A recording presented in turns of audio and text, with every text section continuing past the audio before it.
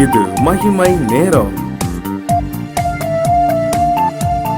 கர்த்தரும் இரட்சகருமாய் இருக்கிற இயேசு கிறிஸ்துவின் ஈடு நேர்ச்சியின் நாமத்தினாலே மகிமை டிவி நேயர்களை அன்புடன் வாழ்த்துகிறேன். மகிமை நேர நிகழ்ச்சிக்கு உங்களை அன்புடன் வரவேற்கிறேன். தொடர்ந்து விசுவாசிகளின் குணாதிசயங்களை குறித்து நாம் தியானித்து வருகிறோம். மார்க் 10:27 சொல்கிறது, தேவனாலே எல்லாம் கூடும். இன்னும் ஒரு வேத பகுதி சொல்லப்பட்டிருக்கு, மார்க் 9:23 விசுவாசிக்கிறவனுக்கு எல்லாம் கூடும். இந்த ரெண்டு வசனத்தை நாம் ஒப்பிட்டு பார்த்தால், தேவனாலே எல்லாம் கூடும், விசுவாசிக்கிறவனுக்கு எல்லாம் கூடும். தேவன், விசுவாசம், இந்த ரெண்டும் ஒன்றோடு ஒன்று இணைந்து காணப்படுகிறது. இன்றைக்கு விசுவாசிகளுக்குள்ள காணப்படுகிற குணாதிசயங்கள் என்னன்னா, விசுவாசிக்கிறவன் சகலத்தையும் செய்வான். அவனால எல்லாத்தையும் செய்ய முடியும். எப்படின்னா, அவன் விசுவாசம் தேவன் பேரே இருக்குமானால் அவன் எல்லாவற்றையும் செய்து முடிப்பான். நம்மளுடைய விசுவாசம் எப்படி இருக்கிறது? தேவனோடு இணைந்து இருக்கிறதா? நம்மளுடைய விசுவாசத்துல நாம் எப்படி நிலைத்திருக்கிறோம்? பாருங்க, எல்லா காரியத்திலையும் நம்ம ஒப்பிட்டு பார்ப்பது உண்டு. ஒரு மனிதன் அவர் நண்பர்களோடு சேர்ந்து ஒரு தோட்டத்திற்கு செல்கிறார். அந்த தோட்டத்துல குளிர்ச்சியாக இருக்கிறது, நல்லா சந்தோஷமா அவர்கள் பார்த்து கொண்டு இந்த குளிர்ச்சிக்கு காரணம் என்ன என்று சொன்னார். ஒரு மனிதன் சொல்றான், அந்த பகுதியிலே பாருங்க, இங்கே ஒரு ஏரி இருக்குது, அதனாலதான் இது குளிர்ச்சியா இருக்குது அப்படின்னு. இன்னொரு மனுஷன் இல்ல, ஏரியோட தண்ணி இந்த தோட்டத்தை நிரம்பி இருக்குது, அதனாலதான் இங்க குளிர்ச்சியா இருக்குது. அவர்கள் எல்லாரும் பேசிக்கொள்றாங்க. ஆனால் இன்னொரு மனிதன் சொல்றான், இந்த தண்ணீர், ஏரி தண்ணி இருக்கிறது, அந்த குழாய் ஏரியோடு இணையலைன்னா அங்கே எந்த ஒரு குளிர்ச்சியும் நமக்கு கிடைக்காது. ஸோ ஏரியினாலும் ஒன்றும் இல்லை, குழாயினாலும் இல்லை, ரெண்டும் இணைக்கப்படும் போது தான் அங்கே குளிர்ச்சியான ஒரு மகிழ்ச்சியான ஒரு அனுபவம் நமக்கு கிடைக்கிறதுன்னு சொல்லிட்டு அவர்கள் பேசிக்கொண்டார். இன்னைக்கு சில நேரங்கள் அப்படிதான், ஆவிக்குரிய வாழ்க்கையிலும் கூட நாமும் அப்படிதான். தேவனும் விசுவாசமும் ஒன்றோடு ஒன்று இணைந்து காணப்படுகிறது. தேவன் நமக்குள்ளே விசுவாசத்தை வர்த்திக்க பண்ணுகிறார். அதற்கு நாம் என்ன தேவனோடு இணைந்து இருக்க வேண்டும். அப்போ விசுவாசம் தேவனோடு சம்பந்தப்பட்ட காரியம். விசுவாசிக்க ஒவ்வொருவரும் நாம் நம்மளுடைய குணாதிசயங்களை இருக்க வேண்டிய காரியங்கள் என்னன்னா, நம்மளால எல்லாம் செய்ய முடியுங்கிற ஒரு நம்பிக்கை நமக்கு வேணும். 2 கொரிந்தியர் 3:5 எங்களால் எதாகிலும் ஆகும் என்பது போல ஒன்றை யோசிக்கிறதற்கு நாங்கள் எங்களாலே தகுதியானவர்கள் அல்ல, எங்களுடைய தகுதி தேவனால் உண்டாயிருக்கிறது என்று சொல்லி அங்க சொல்லப்பட்டிருக்குது. அப்போ எங்களால் அல்ல, இதை செய்வதற்கான தகுதி தேவனால் உண்டாக்கப்பட்டிருக்கிறது. அப்போ நம்ம யோசிப்போம்ல, சில நேரம் சில காரியங்களை யோசிச்சு, என்னாலலாம் இதை செய்ய முடியாது. ஆமா, ஒரு காரியத்தை நம்ம செய்து முடிச்சோன்னு போனோம், ஆண்டவர் தான் என்ன இதை செய்து, அவரால் தான் எங்கள் வாழ்க்கையில் இதெல்லாம் செய்ய முடிந்ததுன்னு நாம் சொல்வது உண்டு. பிரியமானவர்கள், இன்னைக்கு தேவனோடு நாம் இணைந்து இருக்கும்போது அந்த விசுவாசம் நம்மை ஆண்டவருடைய நம்மளுடைய வாழ்க்கையில அது நமக்கு ஒருவேளை தகுதியற்றவர்களாக இருந்தாலும் நம்மை தகுதி அடையும்படி செய்கிறது.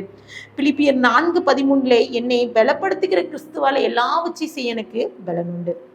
இன்றைக்கு பலனற்று போயிருக்கிறோம், ஆவிக்குரிய வாழ்க்கையில நம்ம சோர்ந்து போயிருக்கிறோம், பலனற்று போயிருக்கிறோம். காரணம், நமக்கு விசுவாசம் இல்லை. தேவன் மீது இருக்கிற ஒரு நம்பிக்கை நமக்கு அற்றவர்களாக இருக்கிறோம். ஆண்டவர் நம்மை பலப்படுத்துகிறார், அவரால் எல்லாவற்றையும் செய்ய முடியுங்கிற நம்பிக்கை நம்மில் எத்தனை பேருக்கு இருக்கிறது? அவர் என் வாழ்க்கையில இந்த காரியத்துல அற்புதம் செய்வார், இந்த கடனை கர்த்தர் எனக்கு அடைத்து தருவார் அப்படிங்கிற நம்பிக்கை எத்தனை பேர் இருக்கு? என்னுடைய வாழ்க்கையில ஒருவேளை இப்படிப்பட்ட ஆசீர்வாத தடைகள்ல இருந்து எனக்கு ஒரு அற்புதத்தை செய்வார், ஒருவேளை இந்த நோயிலிருந்து எனக்கு விடுதலை தருவார் என்கிற நம்பிக்கை எத்தனை பேருக்கு இருக்குது? இன்றைக்கு அதான், நம்மை பலப்படுத்திக்கிற கிறிஸ்துவ எல்லாவற்றையும் செய்ய எனக்கு புது பலன் உண்டு. கர்த்தர் நமக்கு அப்படிப்பட்ட புது பலனை நமக்கு தருகிறார். கொலோசியர் 1:29 நான் எனக்குள்ளே வல்லமையாய் கிரியை நடப்பிக்கிற அவருடைய பலத்தின்படியே போராடி பிரயாசப்படுகிறேன்னு சொல்றேன்.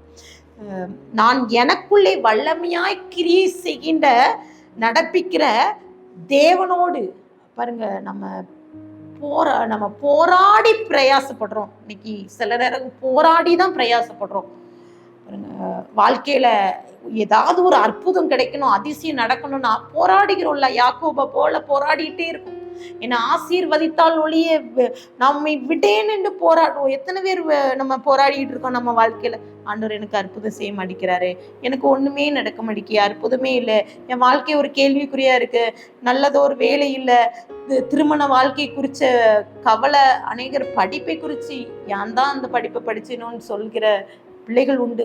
ஏன்னா நமக்கு நம்ம இருதயத்துல தேவனோடு விசுவாசம், ஒரு ஐக்கியம் நமக்கு இல்லை. அதனாலதான் நம்ம என்ன செய்யறோம், போராடி கொண்டு இருக்கிறோம் பாருங்க, போராடி பிரயாசப்பட்டு கொண்டு இருக்கிறோம் பாருங்க. நம்ம வாழ்க்கையில அநேக நேரங்கள்ல வேத வசனங்களை நம்ம கவனிச்சு பார்க்கணும். ஏன்னா அங்க சொல்லப்பட்டிருக்குது, பேதுரு, யாக்கோபு, யோவான் அவர்கள் எல்லாம் பார்த்தீங்கன்னா அவன் ஸ்டார்டிங்ல அவன் விசுவாசத்துல குறைவுண்டவங்க தான் இருந்தாங்க. ஆனால் அவர் ஊழியத்தின் பாதையிலே கத்தர் பேதுரு யோவானும் தேவாலயத்துக்கு போறாங்க. அவன் பிறவிலே நடக்க முடியாத ஒரு சப்பானியை பார்க்குறாங்க. அவனை தூக்கி கொண்டு அங்க அவன் பிச்சை எடுக்கும்படி வைக்க, அவன் பொழப்பே பிச்சை எடுக்கிறது தான். அவன் உட்கார்ந்துருக்கான். அவன்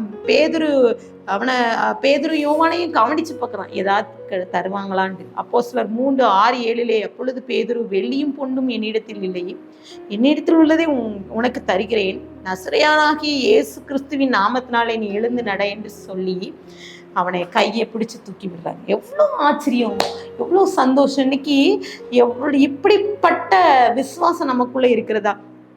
பேதுருடைய நிழலை கூட பார்த்து அநேகர் அவங்க நோய் விடுதலை கிடைக்குது. சிறைச்சாலையில இருந்த பேதுரு பாருங்க, முதலாவது நீங்க யோசித்து பார்த்தீங்கன்னா, ஆண்டவராக இயேசு கிறிஸ்துவோடு பேதுரு இருக்கும்போது பயந்து ஓடுவான்.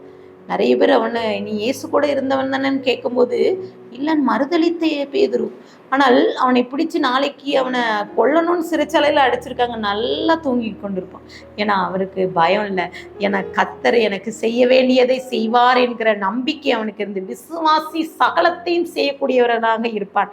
ஒரு விசுவாசி கூட உள்ள குணாதிசயங்களை ஒன்று என்னன்னா, அவரால் எல்லாம் கூடும். தேவன் அவர் எனக்கு என் வாழ்க்கையில எல்லாத்தையும் செய்ய வல்லவராக இருக்கிற, அவர் செய்வார் என்கிற ஒரு நம்பிக்கை நமக்குள்ள ஒரு ஆண்டட்ட ஒப்புக்கெடுத்து ஜெபிக்கலாம். எனக்கு இந்த நம்பிக்கையை தாங்க இயேசுப்பா. ஒருவேளை இந்த வார்த்தையை கேட்டுக்கொண்டிருக்கிற நீங்களும் நம்பிக்கையில குறைவுள்ளவர்களாக இருக்கலாம். கத்தட்ட ஆண்டட்ட கேளுங்க, இயேசுப்பா 100% உண்மை நம்புவேன் என்று சொல்லி ஒப்பு கொடுக்கலாமா? கண்களை மூடி ஜெபிப்போம். அன்பு பிதாவே, எங்களோடு பேசியிருக்கீங்க இன்றைக்கு இயேசுப்பா, எங்களோடு இடைப்படுங்க இயேசுப்பா. நாங்களும் விசுவாசத்துல சோர்ந்து போயிருக்கிறோம். எங்க குணாதிசயங்களை ஒரு மாற்றத்தை தாங்க. இந்த எங்க வாழ்க்கையிலே இயேசுப்பா நாங்கள் இயேசுப்பா போராடி ஜெபிக்கிறோம் இயேசுப்பா, போராடுறோம், பிரயாசப்படுறோம், ஆனால் ஒண்ணுமே கிடைக்கல. எங்களுக்குள்ள ஒரு விசுவாசத்தை தாங்க. தேவன் எங்களுடைய வாழ்க்கையில இயேசுப்பா அற்புதத்தை செய்வார். இந்த விசுவாசத்தை எங்களுக்கு வர்த்திக்க பண்ணுங்க இயேசுப்பா. எங்களோடு நீங்க பேசின கிருபைக்காக நன்றி இயேசுப்பா. நீங்க அற்புதத்தை செய்யுங்க. நாங்க மீது நாங்க நம்பிக்கை வைக்க துதிகான மகிமை மொக்கை ஏறடிக்கிறோம். மீப்பர் மூலம் கேட்கிற பிதாவே, ஆமென்.